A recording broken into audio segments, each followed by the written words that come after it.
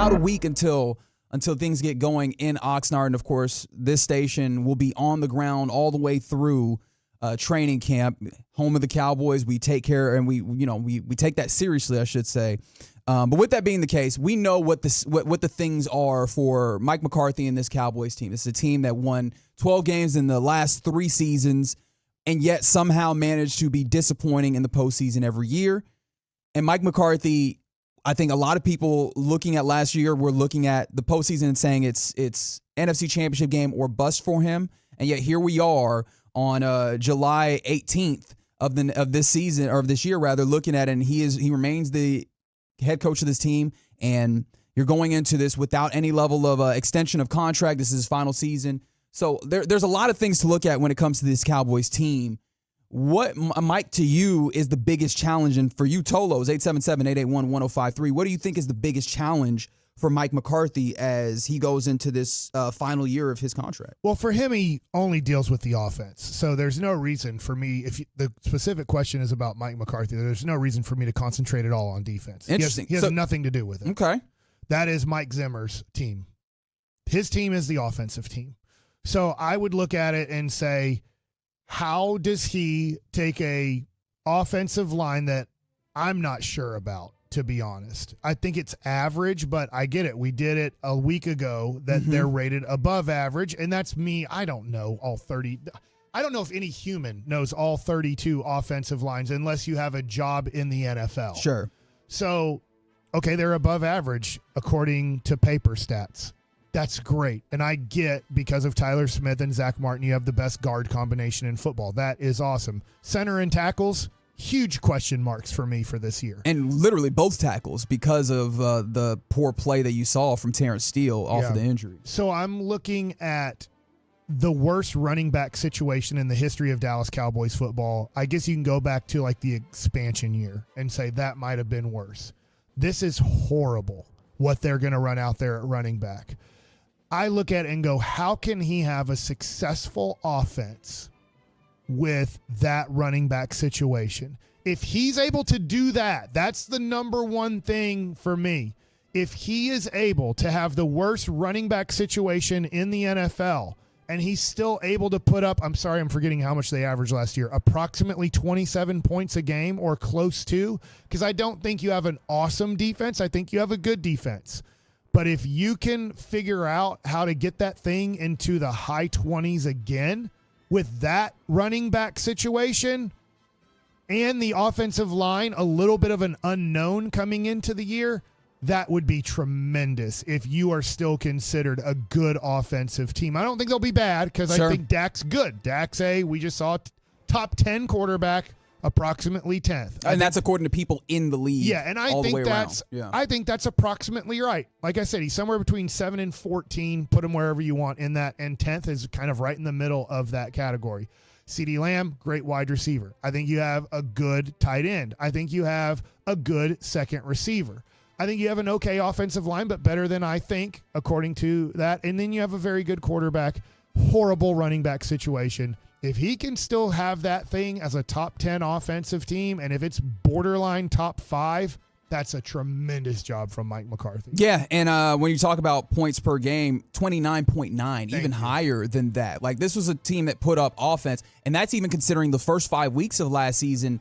They were trying to really run the football, and the offense was not clicking in the way that you really wanted it to be. And then after week 5, you shifted up the way that you did this. You threw the ball more, and then that offense really went to a different level. And I agree. Like, offensive line is one of those, it's a big question mark because you have young players that you imagine will be talented, but you got someone like Tyler Guyton who is kind of like a projection type player. Yes, he should have something for you in the rookie year, but he was taken off of kind of skills, off of those types of talents, and the idea is like, hey, you can mold this into a very good tackle, but you're playing him rookie year, right? And if you're not, you're playing the likes like Chume Edoga that I think people were kind of scared in some ways to see out there on the left edge. We've talked about Terrence Steele, and then at center, it's either, Brock Hoffman, who they feel comfortable with, but you're stepping up, having him step up and maybe just be like somebody that's playing on the edges of like high-level talent, or you have someone, Cooper Beebe, who is coming in and is a rookie, and that center position is a very vital role when we talk about offensive line, according to everybody who knows something about that and will tell you about it. And so you're asking for a lot from that offensive line, especially because that's where the running is going to start. It's not like you're going to have guys behind there that are going to then make something out of nothing, which is already, I think, an unreasonable thing to ask when you're talking about running backs. But then you have an offensive line that I don't know how good they're going to be at run blocking. And now you're making it so that the offense that Mike McCarthy has, which it seems like is a little, dated, and that teams kind of already have some ideas of the ways to get at it and dismantle it. Now you're putting even more pressure on the offense and the passing offense in particular to be able to sustain things without a running game, or you find yourself maybe even leaning into trying to make the running game matter so much that you put yourself in holes and in bad issues. So yeah, I think that you're right, spot on there, that's a big issue. Can I get to maybe a philosophical one? Because I know you went away from the defense, but one of the things for me, okay, go ahead, is it feels like the 3 seasons prior and the way that you got 12 wins.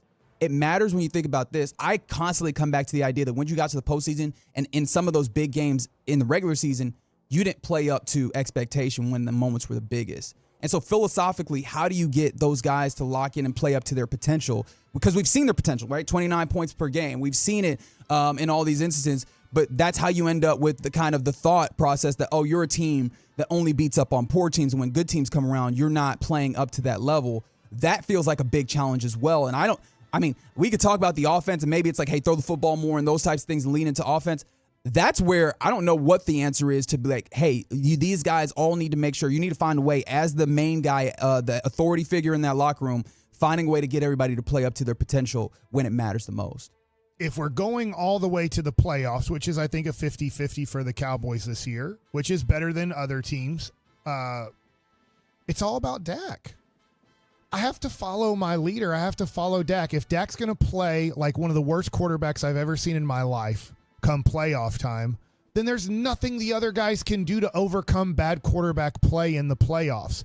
Other guys didn't play well. I'm not saying Dak was the only person who played bad. The defense had its lapses. Sure. The offensive line had its lapses. I get it. But Dak is the one that you would believe in as a player. The reason Tom Brady did the things that he did, I remember watching NFL films, whatever, NFL Network, when he came back from 28-3. Every player went up to him, even the defensive players who have nothing to do with Tom Brady on the Patriots. And they're like, I cannot believe how great you are. You inspire me to be better because of how great you are when the chips are down, how great you are against teams that supposedly are better than us. And you say, no, it ain't happening.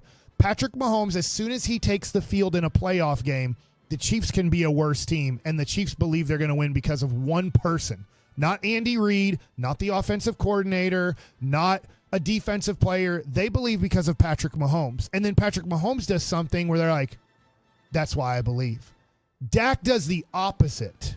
So right now, if we're going to push all the way to the end of the season, because I have other things, but obviously there's a lot of time still in this offseason to talk about the offensive line, and one of them be like, what the hell are you going to do if one of your tackles is struggling and the other one's not doing that great either? You can't help both offensive tackles on the same play. You can only try to maybe help one. But if I'm going to the end of the year and I'm going to Dak Prescott, one, it's established. It's clear as day. It's factual. Dak sucks in the playoffs. The players on his team know it. Dak knows it, and he has to overcome that, but that's in January. I don't know if they can. I don't know if mentally Dak can overcome that. So how do I play better? How does the Cowboys play better?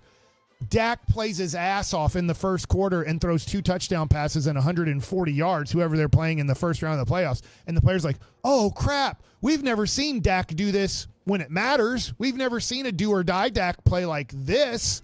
So it's all Dak. I hate saying that, but that's the truth, because I got to if Luka sucks, I can't pick up Luka. Jaden Hardy, PJ Washington, whoever if he goes 0 for 10 in his first 10 shots against a team like Oklahoma City, we can't win. Yeah. There's nothing I can do. I'm not good enough to do that, and I don't have the ball enough. And in football, nobody has the ball except the quarterback when it's snapped. So nobody can, I get it, like you can hand the ball off. Sure. Nobody can help out Dak in these situations but Dak. And at this point, it's established in his brain and it's established in the Cowboys' brains. You can hear them talk in the offseason is they love Dak. They want to play for Dak. He's a great teammate, but they also know what happens to him come playoff time, and that is a son of a gun to overcome. I'll give an example here. Mm-hmm. The Dallas Mavericks in 2006, when they lost the NBA Finals being up 2-0, they came back the next year and they were so mad and this and that. And then when they got hammered by Golden State, it ended it. They all knew they were losers together. That's harsh to say, but I'm being honest. So we've had Josh Howard up here. I love him. But when from that point on, the rest of their lives, when Dirk Nowitzki and Josh Howard and Jerry Stackhouse and Jason Terry and Devin Harris and Eric Dampier and Sagana Diop, when they took the court in a playoff game and a playoff series, they knew they were losers at that point mentally, and they couldn't overcome it. And so what did it take to overcome? It took Jason Kidd. It took a new coach. It took a whole bunch of other things. Tyson Chandler. It took Sean Marion. It took Caron Butler. I know he wasn't in the playoffs, but you had to totally change the team around Dirk to change that. We're not losers together. We were losers together, but this is a brand new group around Dirk. And so that is very tough to do in professional sports is once the mentality of we can't win the big game, that player in the football, the quarterback, has to change that. So it's all up to Dak to change it in the playoffs. Nobody else can change it except for Dak. Interesting. I mean, there's so much to go there. And I mean, look, we've got a whole training camp coming up in just a week from now in Oxnard. And so, 105 Through the Fan will be all over that as your home of the Dallas Cowboys. And that's the great thing as the quarterback. And you know what else it is? It's a great thing as a pitcher. David Price overcame it. Yeah. David Price was Dak Prescott of pitching. Unbelievable in the regular season, horrible in the playoffs. And then he overcame it in 2018 and won a World Series with the Boston Red Sox as their main pitcher. So it can be done. But Dak has to be the one to do it. Nobody else can help Dak except for Dak in those situations.